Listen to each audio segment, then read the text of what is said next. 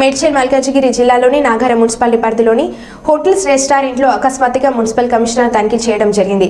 Hotel రెస్టారెంట్లో quality లోపిస్తే తగు చర్యలు తప్పవని హెచ్చరించడం జరిగింది. నాగర మున్సిపాలిటీలోని కుళ్ళిపోయిన క్వాలిటీ లోపించిన ఆహార పదార్థాలు వాడుతున్నటువంటి హోటళ్లకు రెస్టారెంట్లకు మొత్తం 45,000 జరిమానా విధించడం జరిగింది.